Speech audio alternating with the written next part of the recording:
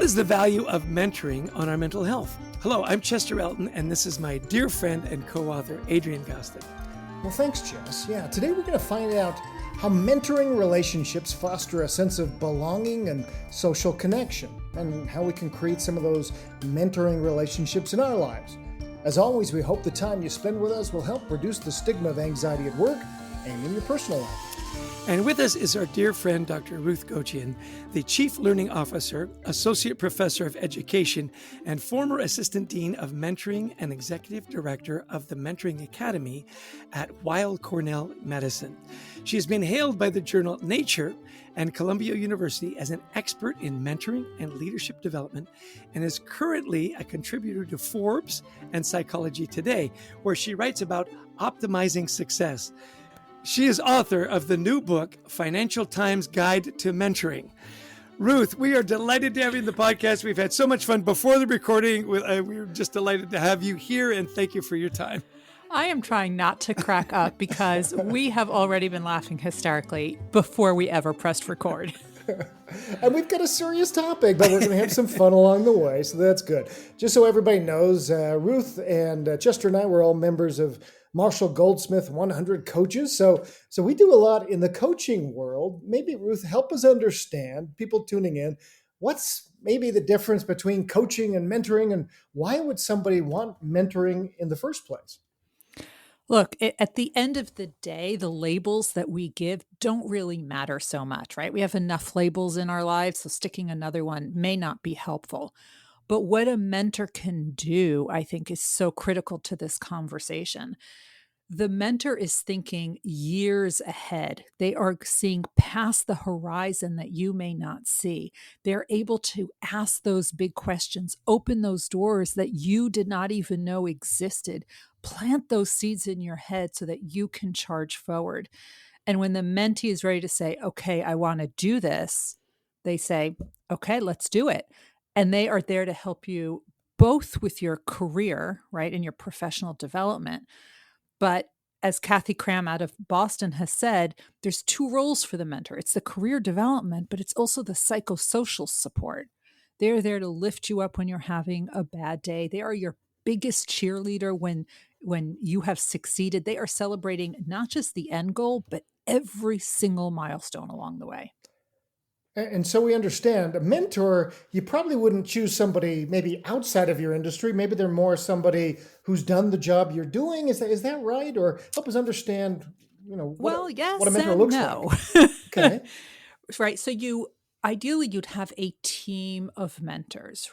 You want people who are in your industry. You want people who have walked the path before.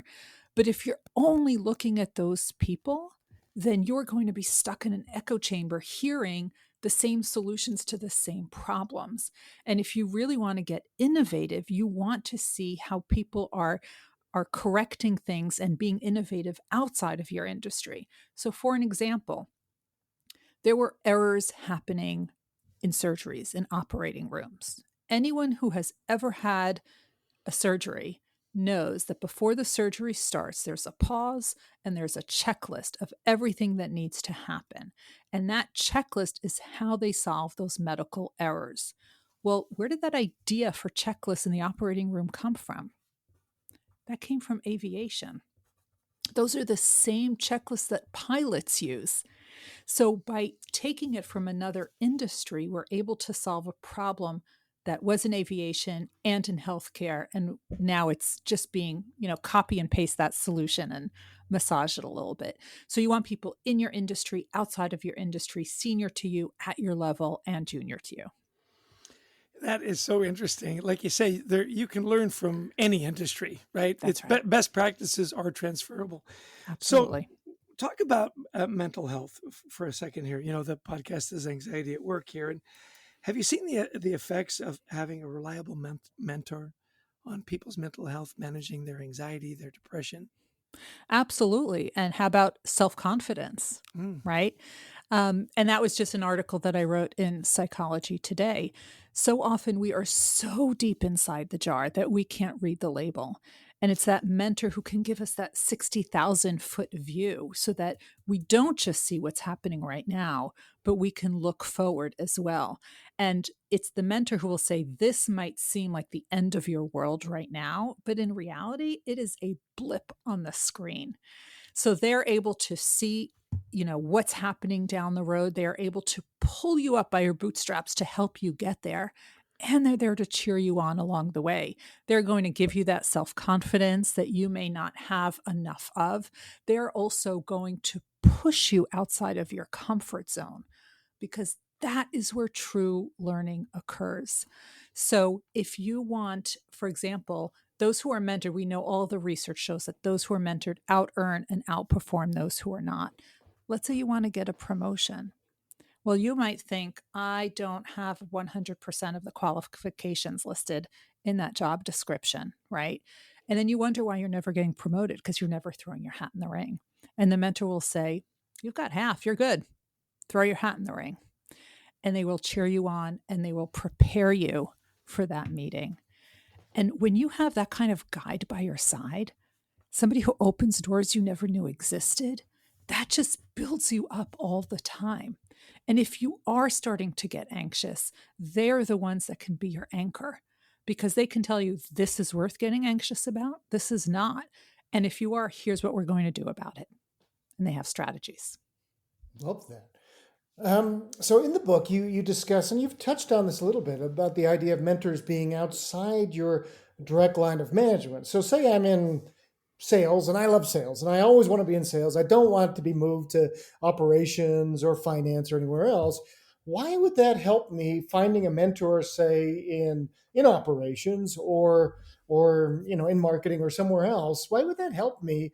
And why is that effective mentoring versus, again, sticking in my channel? In your channel, and sometimes even your boss, right? So many people say their boss is their mentor, and that can be a little dangerous for several reasons. One, what happens if you start to outshine your boss, right? That can create all sorts of problems in the workplace. Also, if you get so good that you now leave for your next job, then who's doing your work? That might need to be your boss, right? So they have a gap to fill, and they might have to start doing that as well. But also, there are organizations. I just wrote a piece in Fast Company with my co-author, Andy Lapata, and an officer from the U.S. Army. And did you know in the U.S. Army, every 2 years, they're switching posts? So if your boss becomes your mentor and you leave, well, where's your mentor now? Or if your boss leaves, where's your mentor now? So sometimes it's better to have people who are outside your line of command, outside of your industry, because you can get those perspectives and you don't have this gaping hole when you leave or they leave. You will always have someone by your side. So cool. Yeah, it does get tricky. So that's a perfect lead into my next question. And that is, how do you find and build a mentoring relationship as a mentee? Like you're on, you know, you need one. You know, you need one. And you're looking for, for example, how can individuals, identify potential mentors within the organization? You mentioned that the boss isn't a good one. So where do you go? And are professional networks helpful with that? How do you nurture those relationships? Yeah. Those questions always come up. And I think people are really overthinking it. Do you question where you're going to make friends? Do you question how to build that friendship with someone? We don't. Chester never worries where to make friends, by the way. On this plane ride, he's going to Abu Dhabi. He'll come back with 3 friends just from the plane ride. So that's never a worry, Ruth. Yeah. I've got friends that are baggage handlers. Yeah. Well, look, that Uber driver, right? Is now your new best friend, your new BFF. But it's true, right? We never question where we're going to meet people as friends. We never question how we're going to develop the relationship. So why are we overthinking it with mentorship? Really, mentorship should be reciprocal. We're both giving and receiving. And I don't care how senior you are or how junior you are, you always have something that you can teach someone, and you always have something that you can learn from someone, right? I have a Nobel Prize winner. He won a Nobel Prize, right? And he's coming to me for mentorship on marketing his book that he wrote because everyone he knows is a scientist and he doesn't know about book marketing. Well, I know about book marketing. I'm never going to win the Nobel Prize, and I'm a generation younger than him. So there's always something that you can learn and that you can mentor someone with and teach someone. So I think that's always there. Now, where do you find people? Where do you find anyone? At the bottom line is you need to gel with the person. You need to be able to connect with the person because they can be an expert in the field. But if you can't carry a conversation with them, if you don't connect with them, if they feel like it's transactional, nobody's going to want to talk to you. Right? So it's about developing the relationship. And if and when you do have an ask, you want to make it contextual and time bound. So, for example, if I want to approach you, I'm not going to say, Adrian Chester, can you help me with my career? Well, where do you start with that? Right? But if I said, I am working on this, I know you have expertise in this subject matter, I'm stuck on this one area. Can I grab you for 15, 20 minutes, walk you through what I've done? Can you help me see what I'm missing? And then I want to come up with a plan on how to close that gap. Well, now you're excited to help me because I met you at that 50-yard line. I told you what I need help with. I told you why I'm specifically reaching out to you. I told you how long it's going to take. Don't worry about that label. That mentor label is not important. And the more we talk and the more I show you what I can do and what I can also help you with, the more you're going to want to engage. And it becomes reciprocal that way. And ideally, you are going to offer to help before you ever ask for any advice. It's so powerful, Ruth. We've done a lot of work, Chester and I, over the years with Michigan Medicine, which is the University of Michigan's medicine system. Yep. And one of they put a program out. It's called Micro Mentors. Yep. And extremely popular. And what they found is that people sometimes just want an hour. They don't need over and over and over again. They just need to know, I want an hour with Ruth on work-life balance. Yep. I want an hour with Chester on how to publish a book. And that's all. Yep. I don't need a continuing relationship, but they found that's extremely popular and very powerful. That's right, especially in healthcare when they don't always have control over their time and their schedules are constantly shifting. That is so critical, right? And sometimes a lot of people don't want those regular check-ins. Yeah. They want that guidance and they want to go to their own corner, figure it out, do whatever it is they want to do. And then, but here's the critical part, you need to follow up. And that could be an email. Right. Adrian, thank you so much for that advice that you gave me. I really appreciate it. Here's what I did. Here's what I didn't do. Here's why I didn't do it. And here are the results. Because now you want to help again, right? Yeah. Because you now see that I was listening to what you said. So I think you're saying too, as a mentee, figure out the cadence. Maybe I want a monthly meeting. Maybe I want just a one-time. Figure that out. Absolutely. And that could be a flow, right? Because your workload might change over time, right? I don't love the formality of let's meet every other Tuesday at 4:00 with an agenda. Because what if I have a question on a Thursday? Yeah. Does that mean I need to wait until every other Tuesday? And what if you're traveling that Tuesday? Do we miss sessions? I think we've come to the point that we need more flexibility. How do people learn more about your work, Ruth? Where would you send them to learn more about you and especially this new book? Oh, thanks. So the book is called Financial Times Guide to Mentoring. Wherever you love buying books, it's there. You want to know anywhere in the world, go to mentoring-guide.com. It'll have links all over the world. There's also there an assessment if you're in a mentoring relationship and you want to know if it's working, if it's as powerful as it could be. There's an assessment there as well as a chapter download that you could download for free. Of course, all over social media, especially LinkedIn, it's just my name, Ruth Gautier. So I can actually assess how good a mentor Chester is to me. Okay. There you go. This is good. You guys are peer mentors. Right, yeah. 5 stars. It's 5 stars. Now, I assume you guys are peer mentors to each other, friendtors. Yeah. That's a good term. I like that. Friendtors. Like friendtors? Yeah. It's better than tormentor. So we're always interested in self-care tactics, Ruth. What are some of the things that you do to keep yourself mentally sharp and engaged in your cheerful self? I listen. You what? I listen. Excuse me. It's an old joke, but I like it. What can I say? Good So job. there's Good a lot job. there, but there is a lot around listening about leaders need to be better listeners. So how do you put yourself in that good listening mode? So I'll tell you what, I'm a social scientist. I study extreme high achievers, Nobel Prize winners and astronauts and Olympians. I'm around that world where you're always trying to achieve and you outwork everyone in order to get it. And when you see that all the time, you start to do that yourself. And then there was a time in December where within a 2-week span, a Nobel Prize winner, an Olympic bronze medalist, and an NBA champion all told me, Ruth, you need to pause. You need to take a break. Wow. The work will be there when you get back. And I did. It was 4 days because I was getting restless, but I had to listen. When all three of those people are saying it, you need to listen. And you know what? The work was still there when I got back. There's always work. You can always find time for work, right? Well, that's really interesting. Is there anything else you do? Like we talk to people that they exercise or they walk or they meditate.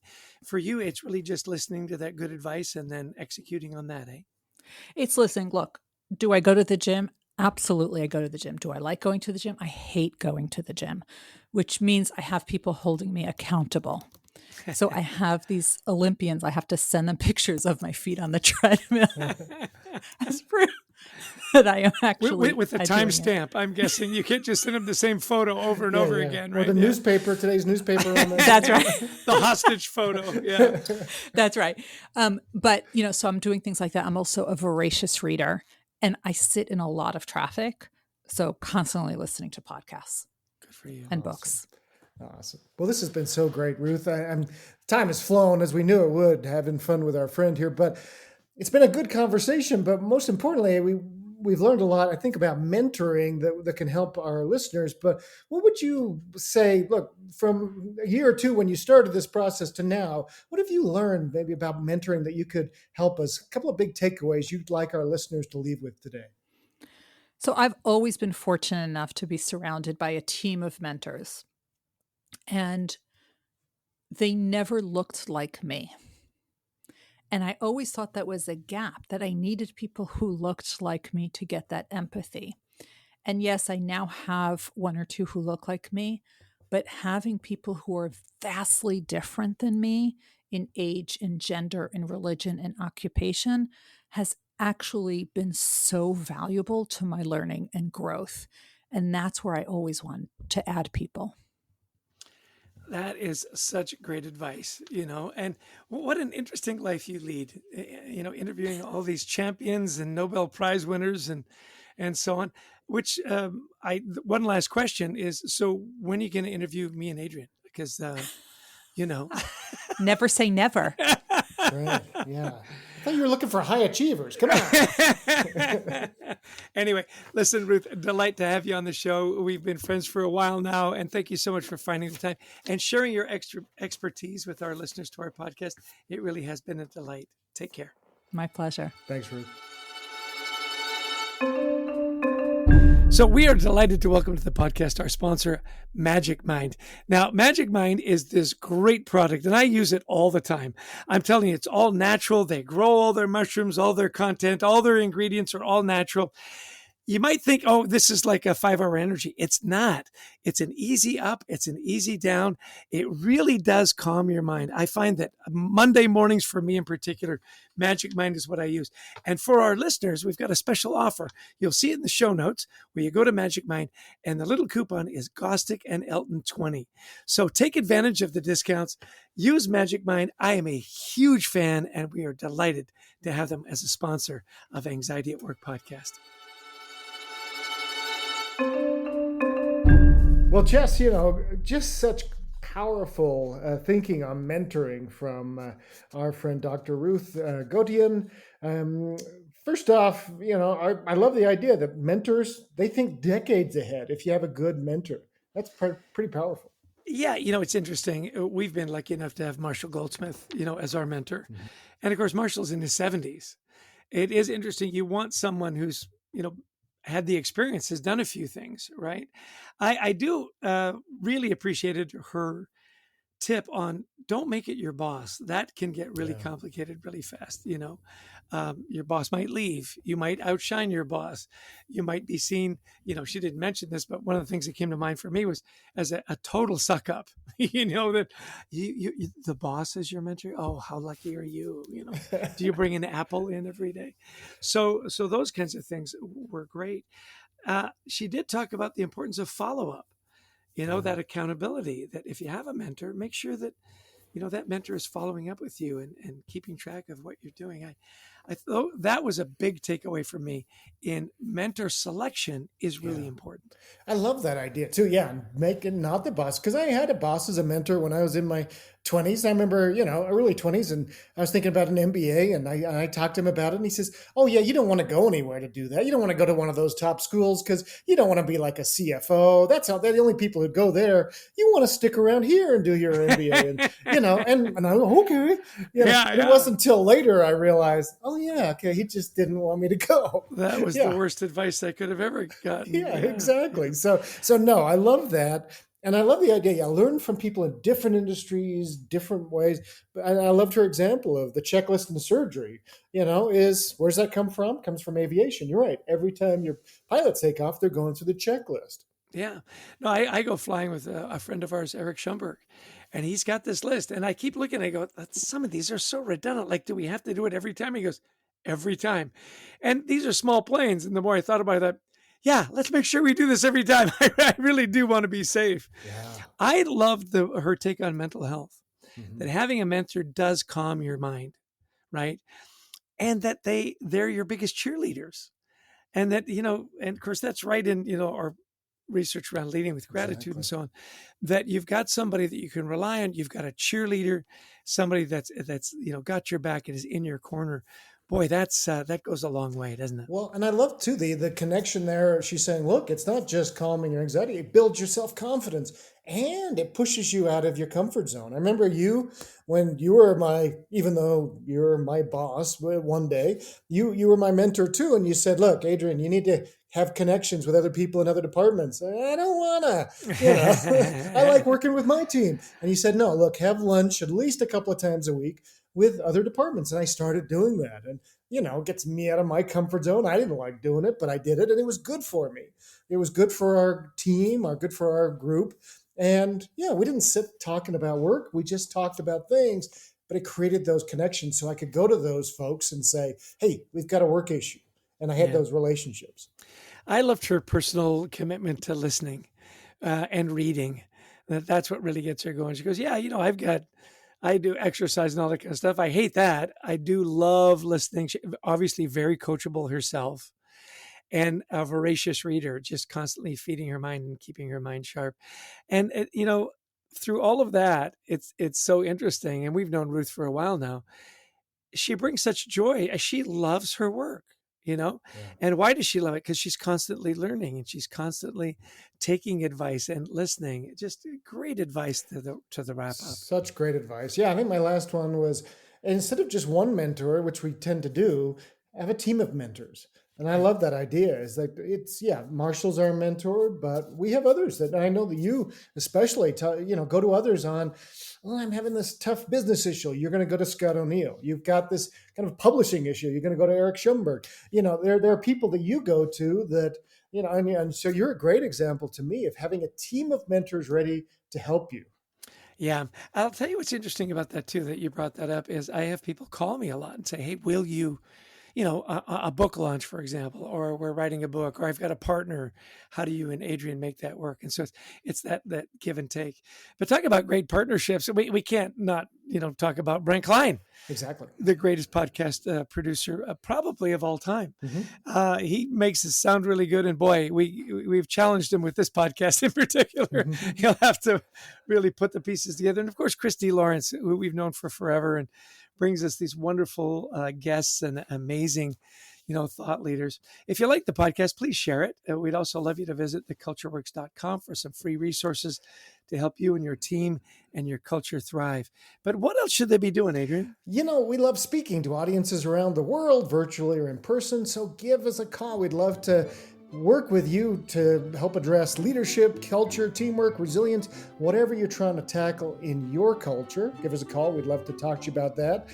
We've also got some amazing new anxiety work training that's out. Check out that on our thecultureworks.com website as well. And don't forget to pick up a copy of Anxiety at Work. Jess, is that a bestseller? It is. It's funny you should ask. Yeah. So and it's, it's on Kindle, it's Audible, it's even on Lit Video Books, which is a great little short movie from the book. And again, we just want to give a shout out to our sponsor, Magic Mind. It really is helpful to have that little dose of confidence. You get all your vitamins, it calms your mind. I'm a huge fan. I take it all the time. So Magic Mind, look in the show notes. It's Gostick and Elton 20 and get your discount. Well, Adrian, Dr. Ruth Gochian, her new book is called Financial Times Guide to Mentoring. Pick up a copy and, hopefully it'll help you build a great mentoring relationship, whether you're the mentor or the mentee. So until next time, thanks everybody for joining us, and we wish you the best of mental health.